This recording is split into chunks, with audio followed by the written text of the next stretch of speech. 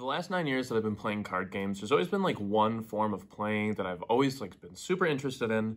It's always stuck out to me as something really cool, and that's the idea of like retro formats. And depending on what game you're from, you might know of some of these retro formats. In terms of Yu-Gi-Oh, I'm talking about GOAT format. More popular nowadays is Edison format, Plants, stuff like that. Just going back and either building or playing with your friends, just an old format of a game. Pokemon, there's so many resources online to decks from the World Championships. They even released those in stores. And then just so many archives of just popular decks from the years 2004 to current. Even Cardfight Vanguard, I've dipped into like the retro-esque format of it. Some games are not as enjoyable retro as they are current. A game like Cardfight Vanguard, the controls of the game are a little more primitive back then, where you just kind of do one thing per turn, maybe two. But nowadays, I feel like they've kind of perfected the game. There's just a lot more interaction. It's a lot more fun of a game. But specifically, what I wanted to talk about today was Dragon Ball Super, the card game. It's a game I've played for a little while. I currently don't play it. I played through, I think, like sets 1 through 10 pretty frequently. I definitely stopped playing it recently. I really haven't been enjoying it as much. The cards are a little too fast for my liking, and sadly, it just kind of died down in my area. I kind of have to drive a long time to get to any sort of form of locals, and it's like a coin flip if the tournament fires, so kind of been staying away from that. I still buy the cards, but one of the things that I do really enjoy about it is older formats in it. And specifically, you may have bad memories of this format. I'm going to try to grab the card right now and the deck. Boom, I got him in my hand. It is Starter Deck Goku. This was like the first real deck in the game. I think it was basically created by a friend of mine, Trey. You might know him from his crowning achievements in the game. But yeah, it was just an all-around like insane deck at the time. It felt like the deck was just so far ahead than on the other decks. And yeah, I absolutely loved it. This is what I played when it was discovered. I had my own little version of it, nothing too different. Every build was kind of the same shell, but you could kind of do different things. And that was like the great part about the game. Like, yeah, we had the best deck in the format, in my opinion, but everything else could like contest with it. And that was mainly because we really didn't get to see any of like the crazy cards yet. Every card did exactly what it said, and it was pretty simple. There was no like a discrepancy on rules that were like coming up that often. Everything was very straightforward, and don't let that deceive you as being like, oh, it was an easy to play game. It was not. It was a very numbers-based game. Kind of every decision mattered, and every decision on your turn especially mattered, just because as you try to win in this game, you're giving your opponent more resources to play with. So you just really want to take your time, and personally it helped me grow as a player. I feel like I learned so much from just playing this game during this time. From the people that I met, they taught me so much about how to be a better like trading card game player, and those are definitely skills that have transferred over to Yu-Gi-Oh! And I played Magic the Gathering as well, so it was awesome. I definitely recommend this format, and I am going to talk about it a little more. I just wanted to do a quick introduction. This isn't quick. It's like been like 3 minutes or something. But it's really something that I'm passionate about. I absolutely love old formats. Right here next to me, I've got my plant deck. One of my 2 plant decks. I have identical plant decks that me and my friends play mirrors with for Yu-Gi-Oh! And it's honestly just a great time. It's cool if you never played around that time, just so you can get like an experience of like, all right, this is what people were doing, and this was like the top tier strategies. It's super cool to see that compared today, just because in Yu-Gi-Oh! Today, we do a lot more than just normal summon a tour guide, summon Saiyan, and pass our turn. And that is not saying that that format is boring in any way. There's been times where I've had to make very difficult decisions. I've probably played 100 games of Plants in the last 2 weeks. I got really into it. And it was another thing that I was like, hey, if I play a little more, maybe I can learn as a player. So it's not boring. It's just slower. It's core Yu-Gi-Oh! It's Yu-Gi-Oh! As the way I feel like they intended it. It's more of like, I do my thing, and I do a little bit to your thing. And then you do your thing. Maybe you can't do anything to mine, but next turn, maybe you will be able to. So it's very exciting, but that's enough with other games. I'm going to quickly change the camera focus, and we're going to look at exactly what I built for this format, just because I did want to talk about it in a little bit of detail, just because I really do enjoy it, and I think it's something that people really haven't thought about doing yet, and it could be a lot of fun if you do want to. So we're going to get looking at the decks right now. All right, so here it is. This is the deck, the first deck that I made for this format, my starter deck Goku deck. If you are unfamiliar with how this deck used to play, it used to just play some devastating cards for your opponent.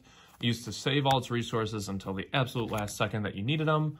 And man, when you could play and you were playing, it felt like you were just so far ahead in the game. If you do know anything about this format, is this card was like $100, but now it's like a quarter. So that's one of the super cool things about playing retro formats is as time goes on, some of the stuff just becomes like super cheap and affordable and just easier to find.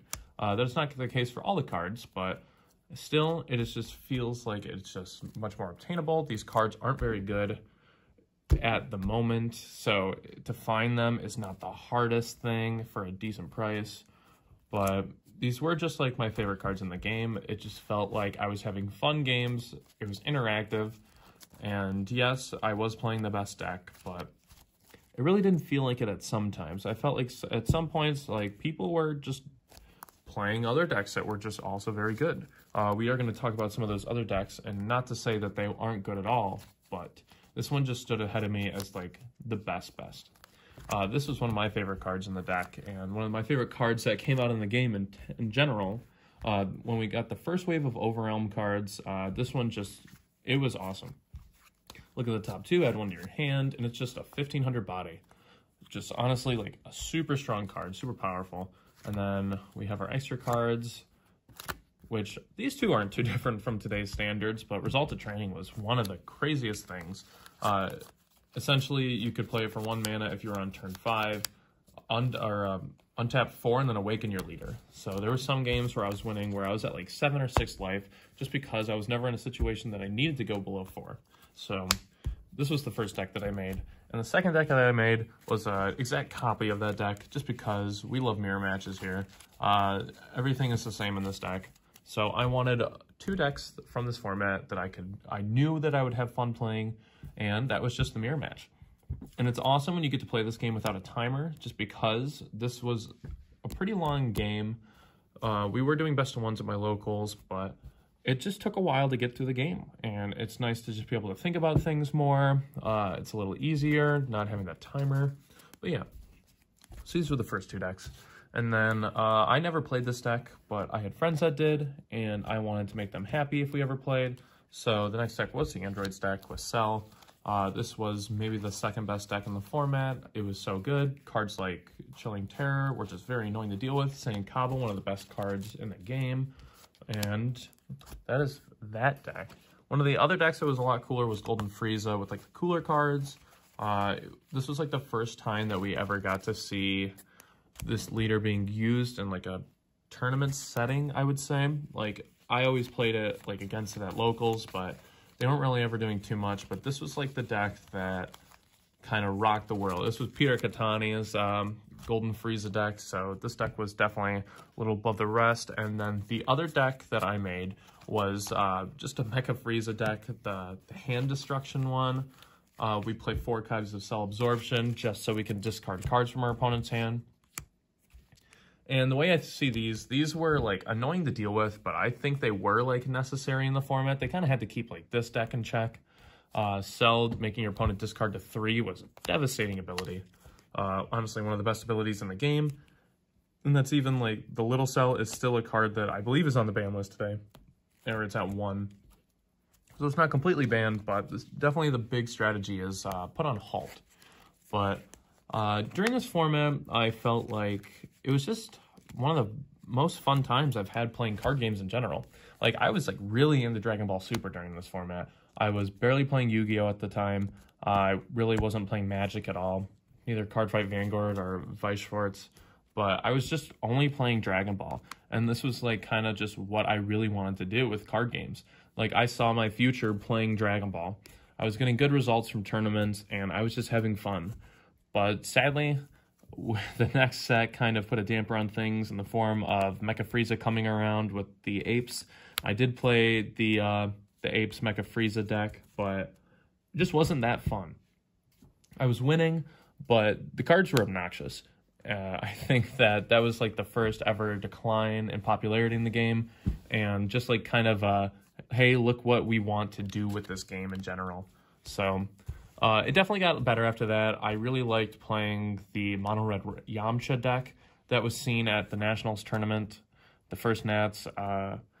And yeah, like the game definitely, like from set 3, it kind of just was like, hey, this is what we're doing now. Cards just got a lot better abilities. Cards were a little more accessible to play from hand for free. But this is when I felt like the game was still in its core mechanics, and it wasn't basic enough to where it wasn't fun. Like, there's a difference between a slow game and a fun game. Slow games, like, I would say maybe set 1 could be defined as slow, where it just really wasn't that enjoyable, or not for me at least. I just like when we have a little more, just like a better initial push. And that's one of the reasons why I have the plant deck, where this wasn't like super slow. Like you could still do things, like when you could combo off in this, but it wasn't fast enough to where I was like, oh, this is kind of obnoxious. It was just like a fine-paced Yu-Gi-Oh game, and I really enjoyed it. But that is basically it for this video. If you do want me to go into like a little more detail about the lists and just show them off, in case you are interested, I would be more than happy to do that. We could do it in one video, or we can take it a video at a time, going through each deck. Also, I'm always open for recommendations. If you played during this time and you thought you had a deck that was super fun, I would love to hear what it is. If there's a way to find it online, I'd love to see it. And if you want to send me it somewhere, again, I would like to see it. This is one of the most fun I've ever had in card games, so I really want to keep this going, build more decks, kind of share it with the world. So thank you guys for watching. I really do appreciate it, and have a good one.